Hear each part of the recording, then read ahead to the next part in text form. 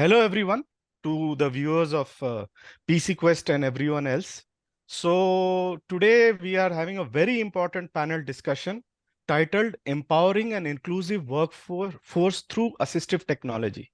Now, why this is very important? Because it is very unfortunate that most of the world's population doesn't even quite know what assistive technology is. And I find very little debate around it. So I'm happy with the panelists, the organizations. We are trying to create a debate out of it.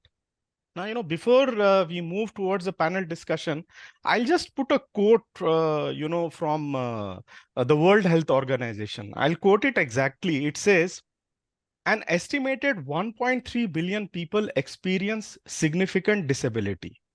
This represents 16% of the world's population, or 1 in 6 of us.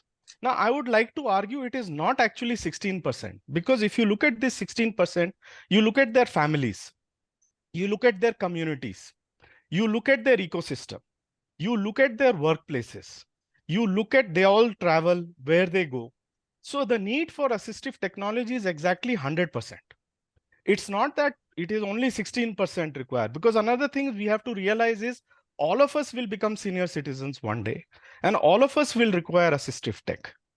And also, like I remember when I first started, we started having an interview with Som Mittal, former NASCOM chief. He said that there is a temporary disability, can happen to all of us. And coincidentally, it has happened to me because I recently had a knee surgery. So I go around with an elbow crutch. So, even I would appreciate assistive tech all the time. So he even pointed something simple, like if you are in a lift and the light goes, it's dark, you can't see. So you require assistive tech to, operate the lift. So one good thing he said is, like, assistive tech, don't look at it as, 10%. In fact, initially, it was very funny because the initial Indian government report says only 2.5% require it. Then, they said only 7.5% require it. But as going forward, I think assistive tech has to be integrated 100% in our society and our world. And that is why I'm happy that I'm meeting people. Like, we are like journalists, we just talk and ask, but we are happy that there are, people who are practically doing this. So, I mean, before we go ahead, I'd like to, introduce our panel. So first we have Suryaprakash, Program Director at Adidvara project. Welcome, Suryaprakash. Thank you, Sunil. Thank you for having me. Yeah. Then we have Deepa Narasimhan, Diversity Inclusion Strategist at MIQ. Welcome, Deepa. Thank you so much. Yeah. And we have Akashdeep Bansal, co-founder of SaraIX. Thank you. Thank you, Sunil, for inviting me. Yeah. And I think we also have Shiva Jayagopal, founder chairman, WinVinaya Foundation, but I think there's some problem connecting. So we can take that up later. So anyway, I have an opening question for all. Before we go forward, can you just give a brief introduction, in a few lines each, like what do you think is assistive tech, why it is important, maybe a bit about your background and what you're doing, and what your organization is doing. So after that brief introduction, then you can follow it up with a concrete real life example of AT helping in the livelihoods of a multiple group of people. So I think this will set the context of the discussion. If you know what all of you are doing, where you're coming from, and if you can give an example, because initially I just talked of AT helping us, but you are going even beyond that. What I like is livelihood. I mean, everyone has to make a livelihood, and how we can make that seamless.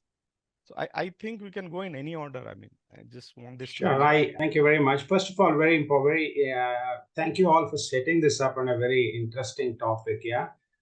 Quick background of myself. I am Suryaprakash. I left as an SVP at Infosys after spending 26 years there. And right now I'm on the board of a couple of companies, but also on the board of Assistive Tech Foundation. Assistive Tech Foundation, and I'm also the father of a disability child. So I understand this space. I understand technology and this space to some extent. Yeah. Assistive Tech Foundation is an impact organization set up largely as an Section 8 company. We work in the space of disability and try to deliver our impact outcome around 3 dimensions, which we call the 3 Ls. It's learning or skill development, livelihood or jobs, which is the focus of today's discussion, and living, assisted aids and services. You're right, many people do actually better in life with assisted aids and services. And AT can come in the way of making people who have found jobs more productive. We largely leverage technology as a vehicle, both because of our backgrounds in technology, also because to make an impact in this space, and non-linear impact technology is very useful. We employ 4 means. I mean, what do we do to make this impact? We call it the 4 A's. The first one is acceleration. We work with startups in this space and mentor them. So far, we have worked with around 42 startups. We mentor them in very many ways, right? For instance, Deepa, we will get a lot of good mentors from the space. Deepa herself is a mentor for one of our startups called Dextra. We give them access to corporates. We help investments for them. We bring NGOs, power users, market access, etc., to improve them. We also work on something called availability or Adidvara, and you introduced me as the program director of Adidvara. Adidvara itself is like a marketplace for people with disabilities to find access to services along the 3 Ls. From a livelihood perspective, we have onboarded both employers and agencies and put jobs out there.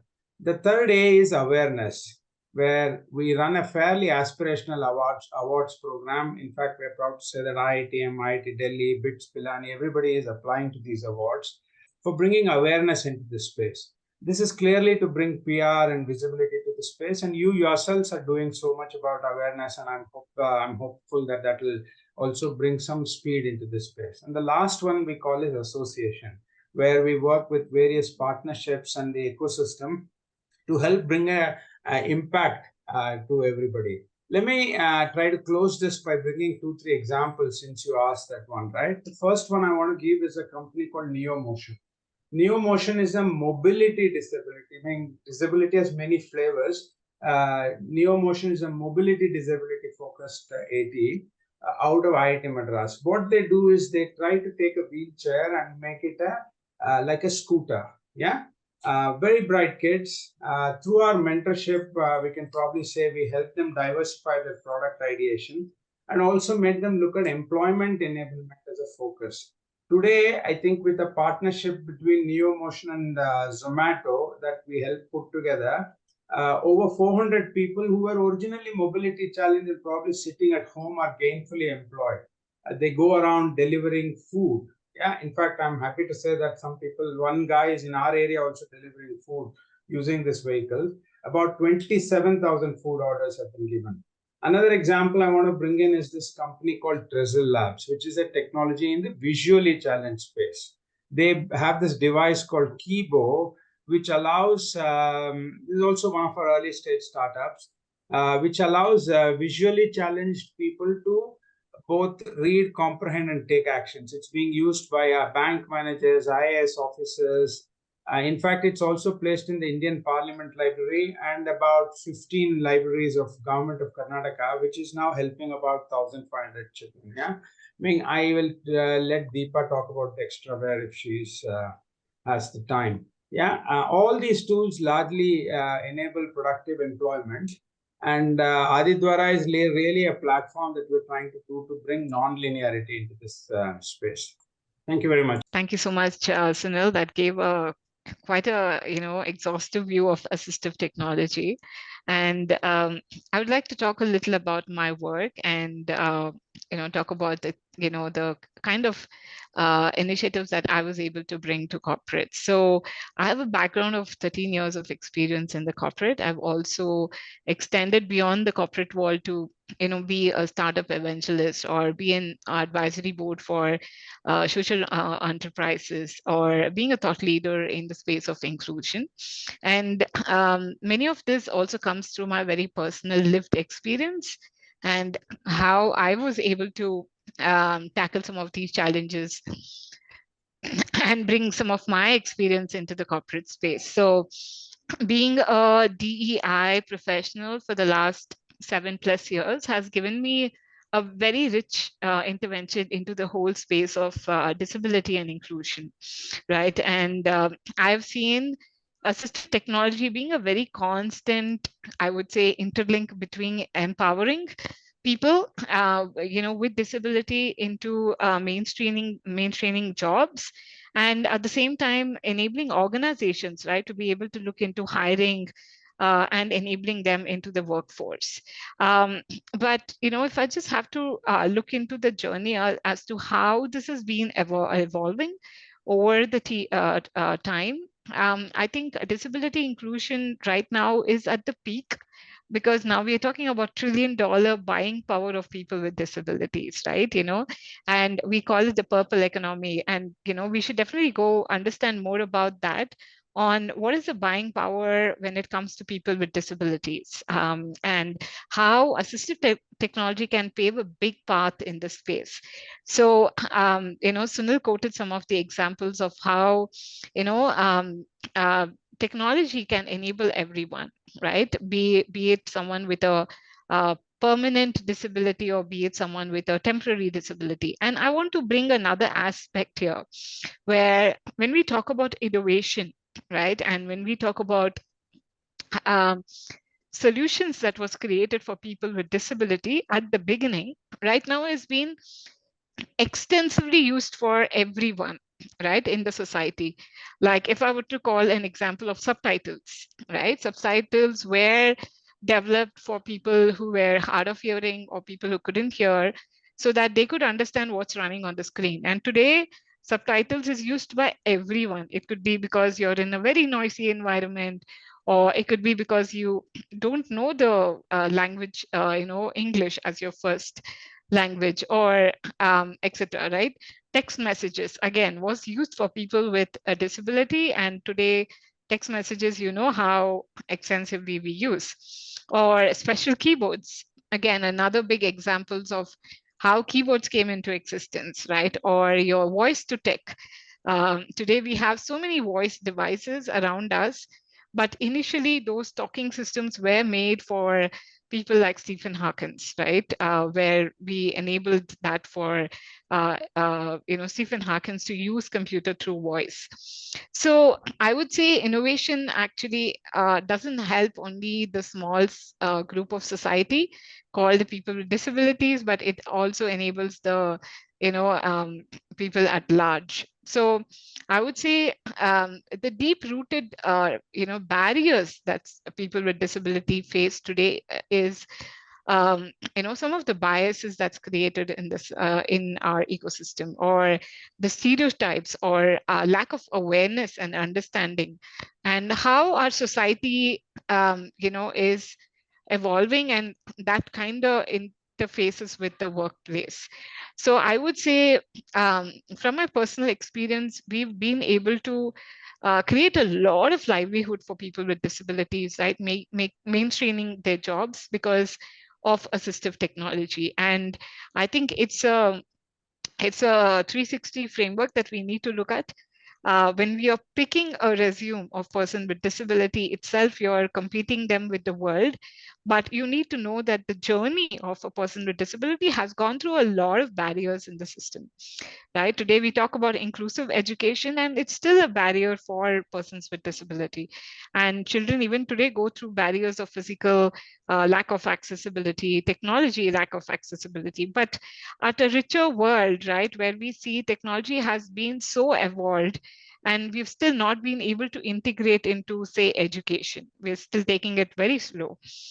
And when you're looking at a workplace, so when someone gives a resume with when you have a resume with a person with disability, and you have 10 other folks who is non-disabled, someone really thinks, why would I pick that one resume, for example, right? And how do we change that mindset? So that's where I think awareness comes into picture, to enable them to come into the workplace, right? So that's the first barrier a lot of people face. And then the second barrier would be the interview process itself. if a manager or a hiring a talent person or a people HR doesn't is not aware how that individual operates through assistive technology, there is lack of acceptance, right, to take that person into the interview call. So and today, we are able to do all of this through a rich process of enabling assistive technology as one of the key enablers, right, into the workforce. But still, there are a lot of I would say awareness that we need to bring on board, so that people don't feel that I can't, for example, hire say someone with a visual impairment. Um, I've seen that in the background, people are very open to the idea of hiring people with disability, but when it comes to the real action, they were like, okay, can we test one group first? It doesn't work like that. Don't create stereotype, don't create more bias. Be open and ensure that your workplace is more inclusive, right? Your environment, you've done your accessible audit, for example. You have created awareness within your team members, so that when you have that person who's coming into the organization, feels empowered and at par with everyone. And one of the key differentiator, I would say, is to provide that assistive technology. And to be honest, when I talk about assistive technology, even in my own journey, I used to spend a couple of dollars when I need to switch jobs, right? And today I don't spend even $1, right? That's because everything is available as an open source for people to use. I don't spend anything on, say, a voice to text, right, which I extensively use to write my emails, all my articles, and all my important work. And I don't use it because today you have the Google voice to text, which is available for everyone. It's not just available only for people with disabilities. There are other technologies that I use, say, which enables me to be hands-free and still be able to operate the computer or a device, a mobile phone. So I've been able to use that, and I don't pay anything because we've made some, extensive evolution into the whole assistive tech. But the idea is, how do we adopt it and how do we reach it to the masses of people, right, to enable them? That's where the challenge lies. And I, you know, always get involved in such platforms so that we can, spread a lot of awareness and ensure that people really understand that it's not only the barrier for the person with disability, it's also the barrier of a mindset, for example, right, when you start to begin and taking that first step. So I will pause here to answer more deeper questions further, but I'll hand it over to the next panelist. Thank you. Thank you, Deepa, for bringing some of the core issues in the livelihood of person with disability. If I first talk about myself, so I myself is a person with visual impairment, and I have done my master's and PhD from IIT Delhi. And even during my PhD, I worked on how we can make equations more accessible with the screen reader for person with print disability. And beyond that, I also started my this course, where we are working on like various digital accessibility solutions. Primarily, there are four areas where we work on. One is we have a SaaS product on document accessibility, which can be used by any person with blindness to convert their inaccessible documents into accessible format. And it also supports document containing equations, tables, lists, multi-column, like all different set of formatting which you may encounter in the technical education. And also beyond that, we also work with corporates and universities in making their website and mobile app accessible so that any person with disability can use their applications without any barrier and can utilize the different services. Uh, Third is around accessibility training, where we help corporates and different kind of content creators in understanding, okay, this is what you should be taking care of while you're creating the different kind of content. It may be website, mobile application, document, multimedia, or any sort of digital content. And the fourth is we try to connect corporates with the skilled person with disability. So in terms of livelihood, we are actually into both like we we are making education accessible so that they can they can pursue their career in different sense, so that they are ready for the high skilled jobs, and also then try to connect with the corporates and help them in getting the job. Assistive technology, if I talk about, like there are a lot, like even if I talk about myself, like I use a screen reader. I completely rely on the screen reader, which reads out whatever is written on my screen to me, and so that I understand what is there. And so this is how I operate mobile and the laptop. When we try to even talk to many corporates, they even don't know. Like many of the people you will find in the market, where they even can't answer. Like if we just ask, do you know how a blind person can even work on a mobile phone or a laptop? So when we have this kind of unawareness, expecting them, they may be thinking about getting them job or getting them into different universities or something like that's hard. So there's a huge gap which need to be fulfilled. I can talk more about during the discussion ahead. So thank you, Suryaprakash, Deepa, and Akashdeep for that. I mean, it's been really, I've come to know a lot more about this whole AT field, and a lot of interesting points were raised there. So at this stage, I'd like to introduce our next, panelist, Shiva Jayagopal, founder, chairman, WinVinaya Foundation. Welcome, Shiva. Thanks a lot, Sunil. Yeah, and I'll before we proceed, I'll just tell you we gave an introduction where we set the context to our audience, Sure. and we asked all the panelists to give an introduction. So we'll ask that of you. Basically, if you just tell us something about your background, how you came here, and what your organization is doing. And after that, most importantly, how what are the examples of real life examples of AT helping in the livelihoods of a multiple group of people. Thanks a lot, Sunil. And it's good to meet Deepa and Surya again. Actually, probably this is the first time we are meeting. We'll connect again. My name is Shiva Jayagopal. I'm the founder chairman of WinVinaya Foundation. I've been in the IT industry for about 30 years, worked in different companies like Wipro, Entity Data, Adobe, Microsoft, then came out and started a private company, and now the foundation. Foundation is about 7 years old, where we have focused on training persons across disabilities in software development, software testing, Power BI, financial accounting, Tally, Zoho Books, MS Office, and all that. And till now, we have trained about 1,000 candidates across 18 different disabilities. These candidates come from 24 different states of India, right? So, and we have offices actually only in two places, one in Bangalore and one in Tirupur in Tamil Nadu.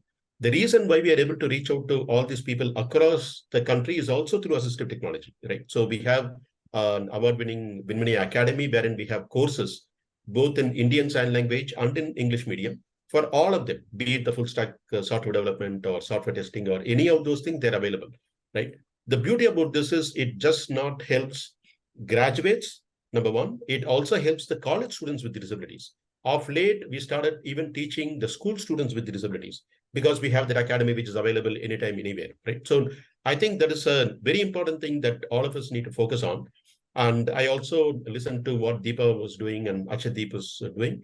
I think it's very important for us to focus a lot on awareness, a lot on creating the role models, right? So because many people may not know, how long the digital world has come in and what are the different technologies which are out there. And the assistive technologies, in my view, is a great leveler, right? And we have people, more than 50% of our employees are also persons with disabilities. We have people who are completely blind, people who are completely deaf. We have paid interns who are with persons with mental illness, intellectual disabilities, and autism and everything. And the more we ask the companies, for example, to come and visit us, then they get a much better feel about how they can also integrate many of these people into the workforce. I think, as Deepa was mentioning, it's primarily the lack of awareness. If there is a way we can, tackle that, that is the first thing. And the second most important thing is the mindset. If we can change the mindset of the people and not talk about, I will only talk about this particular job role, only this particular disability, and request them to look at beyond on the initial barriers, they can make a huge difference. That is one. And we are talking about the livelihood that I think is very important. I think I would also take an important point about what Deepa mentioned. We should move away from that charity lens and look at them as customers, right? So there is a huge economy which is out there, which people with disabilities can pay for and consume. If only the company can take persons with disabilities as their employees, they can easily help them to design solutions, design products, which can help the companies make better revenue, better profits, right? So I think it's a huge ecosystem which is out there. And the companies which are not recruiting persons with disabilities, I would say they're losing out on a great opportunity to expand their business. That is the view that I have. So I would say, look at a bigger economy, not just for making the right thing for the society, to also to improve your business, to improve your profits. I'll just stop here. Maybe as we go along, I'll be happy to share some more insights. Thanks, Sunil. Yeah, so thank you. I mean, it's very fascinating listening to you all. And I like one thing all of you are talking about business, innovation, and purple economy, $1 trillion economy. Because let's face it, that is what is going to take it to the next level. We have already passed the first level. Now we have to take it to the next level. So maybe, I mean, all of you have covered everything, but maybe we can, like take it in parts. So, like Shiva was talking about awareness and mindset just now. And that is another thing which Deepa mentioned, that the HR is not even aware of what the disabilities are and how it can be helped. So maybe I would like to maybe expand on that, Deepa. What are the key barriers that people with disabilities face when entering the workforce, and how can AT help mitigate these challenges? Yeah, so I think I kind of touched upon it. The barriers are in the mindset and awareness that we need to enable, and it's also, we are, evolving into a more remote working space. We saw how the pandemic kind of disrupted everything, right? So if I even relook into how initially there were certain roles where, we wanted to provide work from home option before pandemic, I'm saying. And, some of it didn't go through because we are like, no, the person needs to come to the office, example. And that was one of the reasoning for not hiring many individuals who couldn't commute, right? And then when pandemic happened, everyone actually took a complete disruption to work from home, right? And technology made it happen. We all adapted quickly. So as humans, we know that we adapt very quickly. But the idea was the mindset and to give that kind of accommodation when it was requested, right? Even earlier for persons with disability. So today, we are looking beyond the whole logistic, or an environment or a city-wide. So we are looking beyond, right, to be able to hire and recruit, into organizations.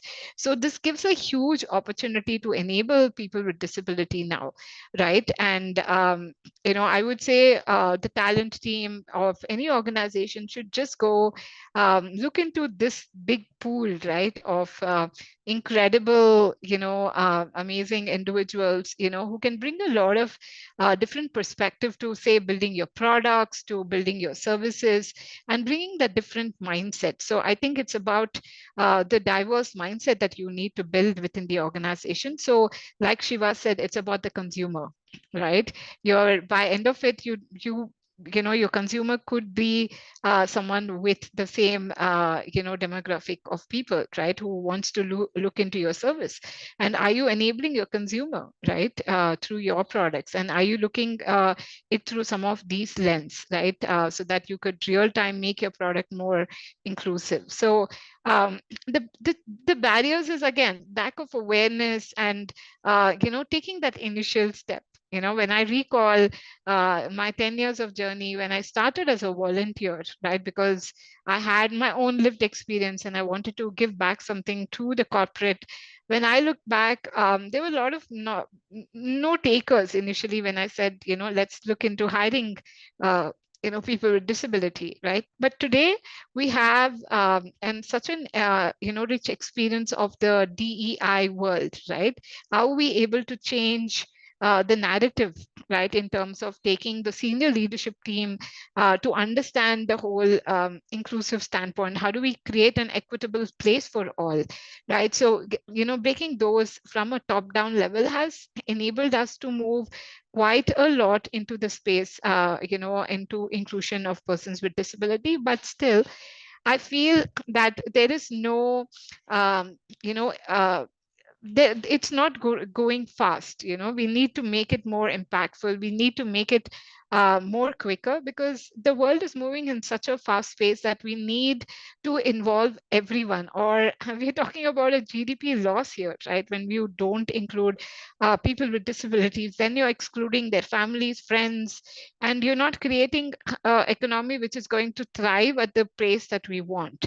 So, like, again, calling out all of you who called out, saying we have the the appetite to spend, we have the money to spend, from this community, but we need products, we need assistive technology which can support us, we need workplaces which is more inclusive, so that we can hire more people with disability into the workforce, and mitigate those challenges. Once you hire, always my strategy for my organizations have been that, let's not hold until we are 100% perfect, right?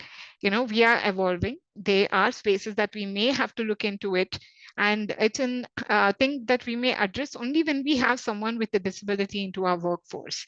You can't create an 100% picture to hire that first person, right? It doesn't happen that way, because disability doesn't, it's not like, the solution fits all. Every individual is different here. So you may have to kind of tweak certain things, your policies or your processes, or enable your team based on that particular individual, right? So I would say, to tackle these challenges, when you hire, do a peer sensitization workshop. Ensure that the individual with the disability is well integrated with the team, right? The managers know what are the ways to work with that individual, right? And how do you give them the space so that they understand each other and support each other in their performance review, right? And you don't have to cut anything low in terms of the performance scale, right? A lot of people say, okay, if this person has a disability or has a challenge, let me give only 50% of the work. You're not empowering that person to grow in their career. How do you enable them giving at equal length of all your other team members, right? That's empowerment. That's called the equity that we want to bring. So the challenges should be that treat them equally, treat them the way you want them to be treated. At the same time, understand, what are the things that enable them, right, through assistive technology, and then take that step, right? Be very empowering. You don't have to sympathize, right? All you need is empathy, right? You need to understand, to be in their shoe, right? And then take it forward. So I would say it's a huge space where the mindset need to be changed, and the challenges could be eliminated if you really understand the journey of that person and how you can, as a leader or a manager, enable them. So these are some of my initial thoughts, but happy to chime in if I get more inputs from the team. So passing it on to Surya or Akashdeep. Yeah, so I think I'll pass. Akashdeep, you had to say something. Sorry. No, please go. Yeah, so I was just saying, maybe at this stage I'll pass the baton from Deepa to Surya, because Deepa talked of awareness, mindset, and all. But one thing she also talked is of a fast and impactful economic impact. And you talked of the marketplace, and I think you also see the larger picture. So I'd like to ask you, what initiatives are ecosystem partners taking to bridge the gap between 80 developers, employers, and persons with disability, ensuring a seamless integration of 80 into the workplace? Yeah, certainly. I'll also add a bit on what Deepa Sure, said before I sure. go to my question. Yeah. First and foremost, see, I think most of the disability hiring is largely being done from a sustainability or I mean, some guys are doing it with the other perspective, but I want to do good to the society. It's more, I want to include the society from a from a corporate perspective. Even at Infosys, we had a sustainability and inclusion group, and we would do our best to get people into the system. Yeah, and once you get into the system is when the challenges start happening, right? And this is where AT can actually make a lot of difference. I mean, I want to give you the example of this Dextraware, which Deepa herself mentored. There's this gentleman called Akash, or I'm sorry, I don't get his name. He got multiple sclerosis and he was working at ICICI Bank, and he actually had to leave the job, right? And this touchless interaction with computers and mobiles made him productive again, right? And he was able to get this job. Similarly, when people come into the workforce, there are a lot of things in terms of mobility, accessibility, use of technology that can actually make them productive. Besides this whole D&I mindset and everything, I think on a day-to-day basis, AT has a large role in making them productive, and therefore they continue to be employed. Yeah, and the other aspect is there are certain rules. I mean, one of our ex-Infosys colleagues actually runs a company which hires people with disability, and she can vouch for the fact that some of the jobs like software testing and etc. actually done better by these people. So there is a distinct value in terms of both work output and attrition that people with disability can bring to the workforce. Now, coming to your question, Sunil, can I go to the other question you asked now? Yeah, please do. Yeah. So ecosystem, see, I actually want to first list what is the ecosystem, and then we'll talk about what they're doing, right? In our view, the ecosystem consists of about 6 people, six parties, yeah, with probably AT at the center of it, but there are 6 people who can make an impact on AT. First is government. Government is probably one of the most important stakeholder in this. The second are corporates. The third is the NGO and the PWD community itself. The fourth are investors. The fifth is even educational institutions. And we have recently added something called global collaborators. Yeah. And I'll tell you how each of them can actually help us, what they're doing and what they can do, right? Government controls policy to a large extent. It's both a huge enabler and a consumer. They also employ a lot of people.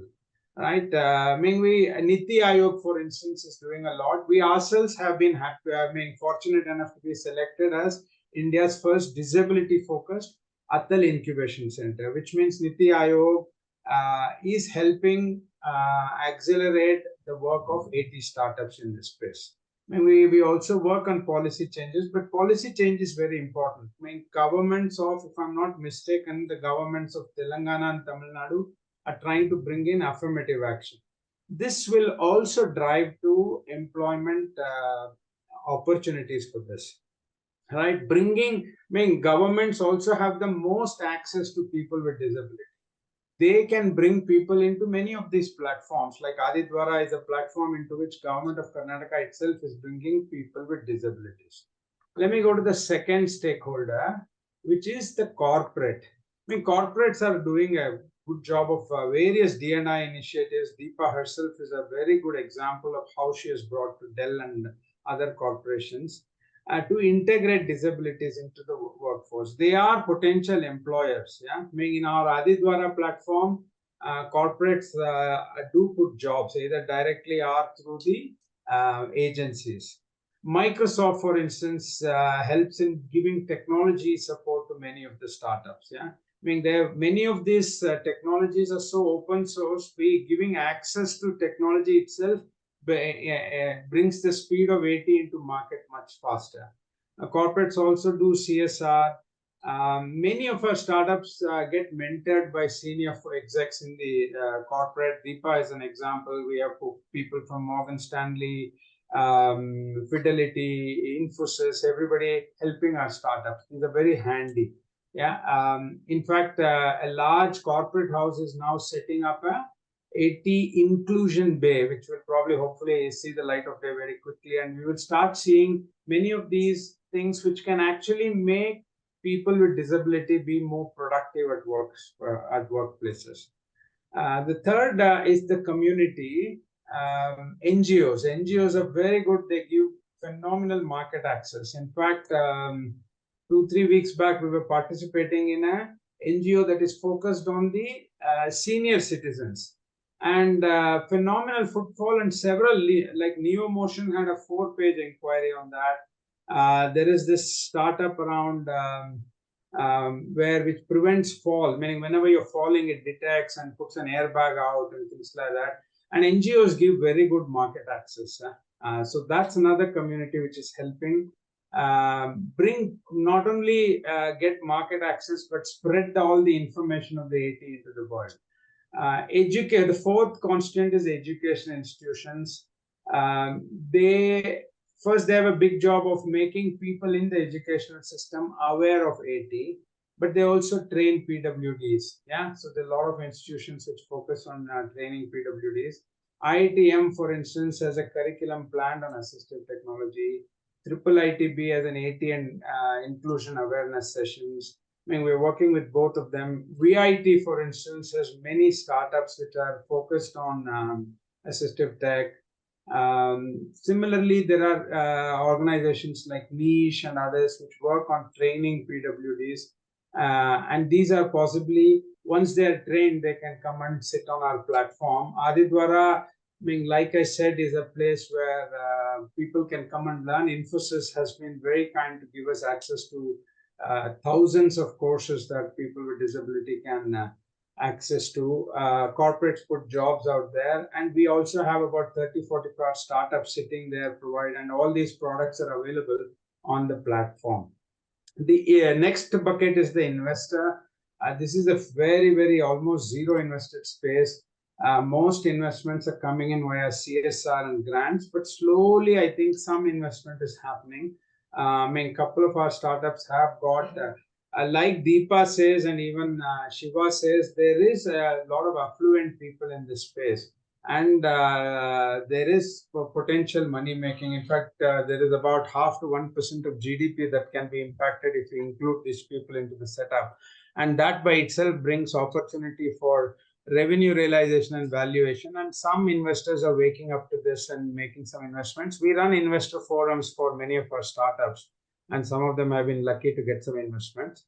And the last community, which is something that we are focused on, is what is called the global collaborators. This is a community called +N. And why is a global thing important? Because, see, there are many of these problems can potentially have been solved somewhere else. So there is access to technology or access to capital or even to market. Some of these folks, well, only if the startup is sustainable, they'll keep making impacts. And these global things are actually helping us. For instance, I spoke about Brazil Labs, which has got, I think, 36,000 devices for reading. Yeah, they have found access to Kenya. So all of these 6 ecosystem players have a lot to offer to enable AT. And what we are trying through, obviously, through Adidvara is kind of a marketplace where all this is available to people with disability, either be the startup or the job or the courses from corporates, investor access for our startups. They're all coming together via what we call Adidvara, which is a non-linear platform to enable high growth in this space and high growth and adoption. I'll pause here and pass it on to Shiva or the next person you want to take. So what that's what I like. Deepa talked about awareness and mindset and all. You've talked about the ecosystem. Now there's one more thing is without role models and examples, because people need some examples to emulate. So I'd like to ask Shiva, are there specific industries or sectors where the impact of AT on inclusivity and workforce empowerment has been particularly noteworthy, and what are the lessons other industries can learn from these examples? Thanks, Sunil. I think, now if you look at it, pretty much everything is becoming digital. You name any industry, everything is using digital. Almost everybody is using AI ML, the forward-looking ones. And it's very likely that it will catch up with others, right? So if you look at, let us say we talk about only the ITES sectors, which has been moving the needle in terms of recruiting persons with disabilities. And what we have seen is that some of the companies, they've customized even the recruitment, right? And as to how they can take it. For example, they've lowered, in case they're looking for marks, they lowered their In case they're looking at aptitude tests, some people have waived it. Then slowly, many companies are looking at the strength of the candidate, then on the normally set process, which might be 10, 20 years old. We don't need that kind of process anymore in this new world, right? So, and many companies are moving towards that, right? And, and slowly, if there is a way we can talk about how some of these companies are, number one, customizing their recruitment. And number two, once they take them, what are the assistive technologies and other ecosystem that they have to enable them to get integrated and grow? If other industries can learn from that, that will be wonderful, right? So, and I think some of them also alluded to that fact. Number one, to begin with, they might look at it from a charity lens, right? To say, okay, now I'm doing something good for the society. We placed a couple of people in a CA firm, Sunil, right? And if you look at it, when I talked to the CA and said, why did you choose these two deaf people and how are they doing work for you in the last 6 months? He basically said, whenever we make a mistake, the compliance hits us very hard. Let's say I made a mistake of, instead of 15,000 rupees, I made 5,000 rupees in GST. Gone. They will come back and catch us and there is a penalty and everything. Now, he said, normally when we do many of these entries into be it Tally or Zoho books, even when some of the senior folks in my firm do it, they make a couple of mistakes. But the deaf person whom I recruited from WinVinaya, they make zero mistakes, and they don't have, too much of, distractions. And they're able to do this beautifully, right? So that is the first point. So it is not about doing something for the goodness. It is actually improving their quality. It is improving their productivity and it's reducing their, non-compliance issues. So there is value in having them. That is the first thing. Now, think about the CF firm, because they have deaf people, they can easily reach out to other deaf people. Maybe they are working in Dell, maybe they are working in Infosys, maybe they are working in Wells Fargo. They will have to file taxes, right? So maybe the CF firm who's having the deaf people can look at those people. A deaf talking to a deaf is going to, remove all the barriers, trust me. A person who's visually impaired talking to another visually impaired person who's working in different companies, so suddenly, and it could be a CF firm, it could be a manufacturing firm, it could be an insurance firm, banking, whatever. You can think of any industry. If only they have people within their system who are employees, then they could easily reach out to those kind of customers and serve them in a much better way. So to begin with, I would say many of the industries probably can take the ITES kind of companies, which has already moved the needle in terms of how to customize the recruitment, how to integrate them. They also have, employee research groups in many of the IT and ITES firms, right? So they can learn from that and then kind of do that, right? And as Deepa was also mentioning, there is no point in looking at only one role.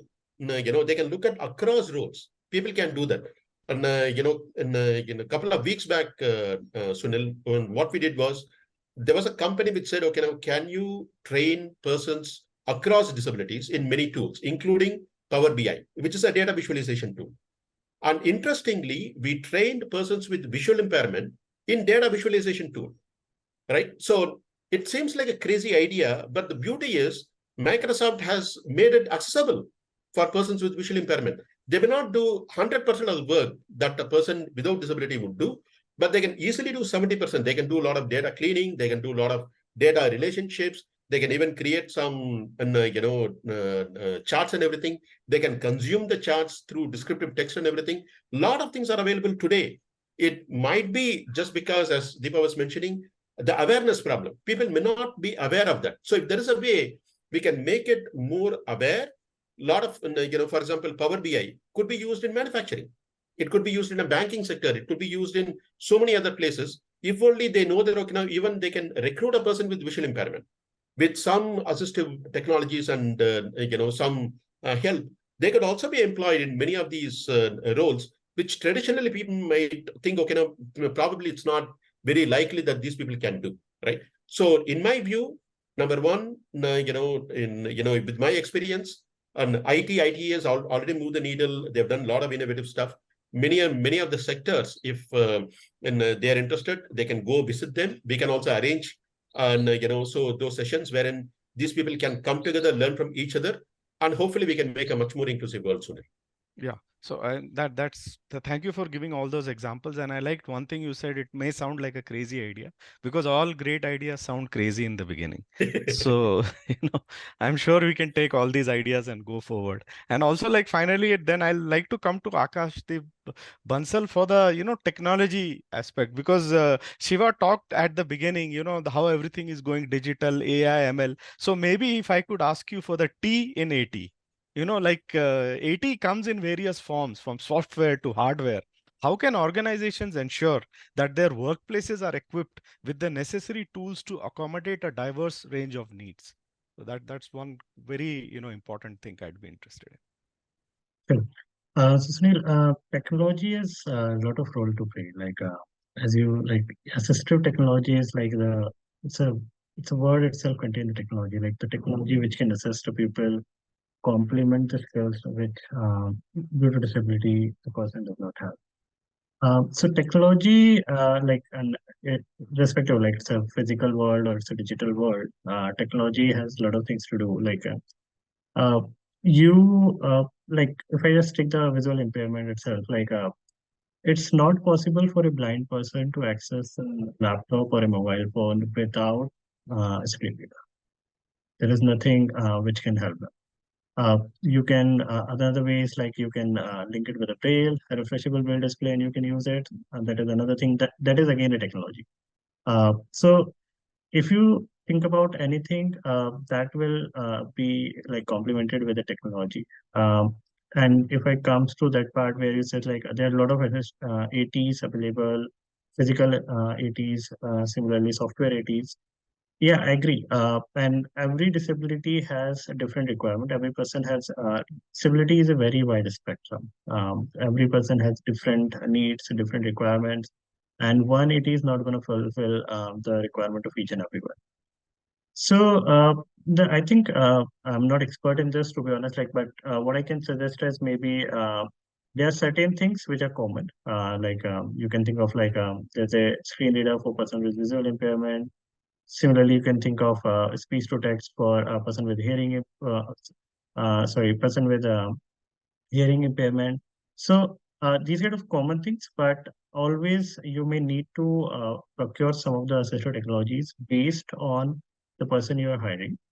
Uh, or maybe one thing which can evolve with the time is there can be a centralized resource center where the assistive technology gets shared among different organizations based on the requirement. Instead of everyone procuring all the assistive technology and keeping them every time with them, maybe there will be a centralized resource where you can buy that, you can rent out the assistive technology for a certain time, and whenever the person is not required, then that assistive technology can be hand over back to the resource center. Another thing which I have seen happening at IIT Delhi. At IIT Delhi, what I've seen is like they gave electric wheelchair to all the locomotor disability students, student with locomotor disability, and then they allow the student to take it back once the graduation is done. They allow them to take it back with them. They don't ask them to hand it over back to the IIT because they believe in that because it's not just you need that assistive technology while you was studying at IIT Delhi. You will also need that while you're doing your further education or maybe employment. They also you can use that AT with you at that point of time as well. And also, the technology is changing very rapidly every year. It's not like the same technology which you procured 4 or 5 years back. The latest technology is going to be matching with the same thing. So I think this is what I have to say on this. If anyone else has anything to add. Yeah. So I think that is also very important. And I like such, example, another example you have given of this electrical. Sunil, can I take Yeah, please, just Shiva. 2 minutes? Sure. I like what Akashdeep said. I just want to talk about a few things which our people are also using, especially in some of the latest ones. What Surya talked about in terms of the keyboard, we use it very well. That helps a lot of our employees with visual impairment learn a lot of things because a lot of information is in printed format, and we convert that and we use it. That is the first thing, right? And the second thing is, the speech to text, which Deepa mentioned, right? We use Google Transcribe, especially for a deaf person to use it. And many other companies, they complain that the deaf people, when they write their English, it is not very good, because the sign language grammar is very different from English grammar. So the way they write, trust me, it is not something that you can even understand. Now, the beauty is after ChatGPT came, after Bard came, after Bing Chat came, now they're able to put whatever they write in whatever grammatical mistakes they write. All that they have to say is rephrase or fix my grammar and give it to me. Trust me, within seconds it gives it. Now they're able to put that in their WhatsApp. They're able to do that. You ask ChatGPT to write a leave letter, it writes it beautifully. You can customize it and give it. Now there are technologies which I think ADV is also supporting, like Deep Vision. Now we talked about voice to text ChatGPT, which can help with creating information which will help the deaf community to do that. Now, what about, there is a text. How do they comprehend the text? The deaf people can comprehend the text. Now, Deep Vision company is coming out with avatars, which can convert the text into Indian Sign Language avatars, right? Which will also make it easier for them to comprehend. So, some of this technology might be in the early stages, but the more we use it, the more feedback we can give, as Surya was talking about, that ecosystem of the NGOs coming together and then testing some of these products and making it better and better. I think that is a very important component, right? And as we do some of these things, we can make many of these technologies affordable. There are already some good examples which are out there. And if we can make it affordable and keep moving the needle in terms of the latest technologies, I think we'll make this world a much better place for us. Right. So, but thanks for this. I also learned a lot by meeting my wonderful friends. Thank you. So anyway, we are like almost out of time, and I like this very comprehensive and fascinating discussion. What I liked about it wasn't theory. It was all practical examples and a business plan. Because in this world, if you have a business plan, I think together what all you have talked, we have a great business plan to go ahead. So, but still, while I was planning to ask a question, like what more can the government, society, industry do to revolutionize the livelihood landscape in India using AT? I mean, I'm sure we can go all on that, but maybe I'll just rephrase to what is the one big idea that any of these people can do to revolutionize the livelihood landscape. So maybe if we can just end with everyone one big idea you think that we can revolutionize AT, then we'll conclude on that. I can add, Sunil, on that. So, and I think it's out there already. So we're talking about the big, the theme for this year during the International Day for Persons with Disability. And it's more to do with having people with disabilities, unite to action for the SDG goal, right? So it is with and by persons with disability into the whole SDG goal. So when we talk about SDG goal, there are a lot of pieces that's moving across the globe, but we need to start integrating the whole landscape of people with disability into the voices, right? And make sure that the progress is by and with them in all of these.